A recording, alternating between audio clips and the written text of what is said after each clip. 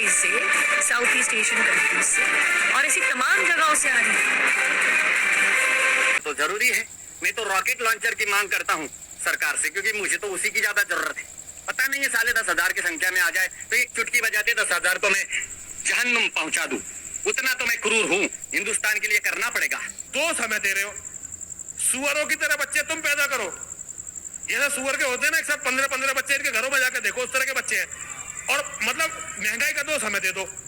जो लिखा है वो मैंने बोला है, और अगर वो कहीं गलत है तो मैं आपको आपत्तिजनक लगता है तो फिर वो तो मैं कहूंगी कि मैंने तो नहीं लिखा और मैंने अपने मन से भी नहीं बनाया। अगर मैं गलत हूँ तो मैं इनवाइट करती हूँ किसी सीनियर इस्लामिक क्लरिक को आए और बताए कि मेरे तथ्य बेकार है, मेरे तथ्य ठीक नहीं है, तो मैं अपने बयान को वापस भी लूंगी।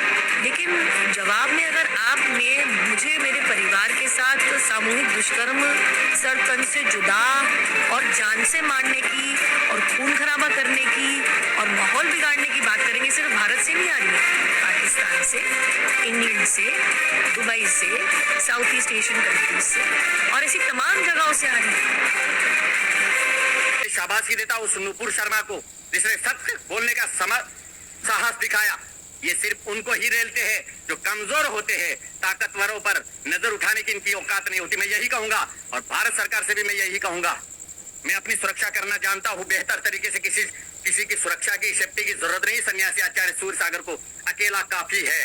लेकिन फिर भी मैं सरकार को यही कहूंगा, हर हिंदू के पास में हथियार देना चाहिए।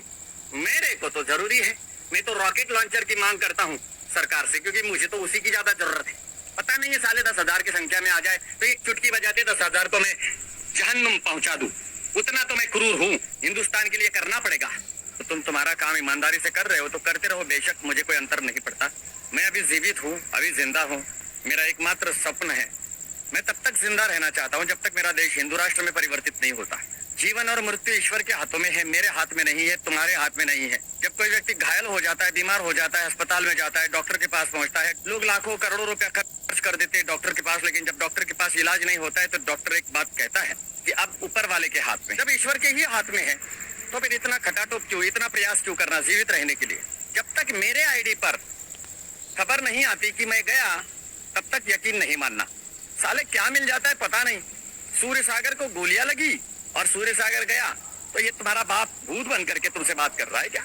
इस समय मैं भूत हूँ, पिशाच हूँ, या मेरी आत्मा तुमसे लाइव के जरिए बात कर रही है? सूर्य सागर बात ही कर रहा है आपके साथ, स्क्रीन पर मैं हूँ। हमारे हजारों मंदिर तोड़े तब मैं था या नुपुर शर्मा थी? ये इनकी आदत है भाई, ये इस्लाम का इतिहास है। और ये जो इस्लाम का इतिहास है, इसे जब तक समझा नहीं जाएगा, हमारे बचने का कोई रास्ता नहीं निकलेगा। हमें हिंदुओं को पूरी कुरान को पढ़ना पड़ेगा, सारी हदीसों को पढ़ना पड़ेगा और इस्लाम के इतिहास को पढ़ना पड़ेगा और उसकी लगातार चर्चा करनी पड़ेगी। तुम्हारी वजह से महंगाई बढ़ रही है, 2 समय दे रहे हो, सुअरों की तरह बच्चे तुम पैदा करो। जैसे सुअर के होते हैं ना, एक साथ 15-15 बच्चे इनके घरों में जाकर देखो, उस तरह के बच्चे हैं। और मतलब महंगाई का 2 समय दे दो। महंगाई की हम बात करें, अबे हमारा एक बेटा होता है, हम कुछ भी करके उसे रोटी खिला लेते हैं। हमारी समस्या महंगाई नहीं है, हमारी समस्या तुम हो।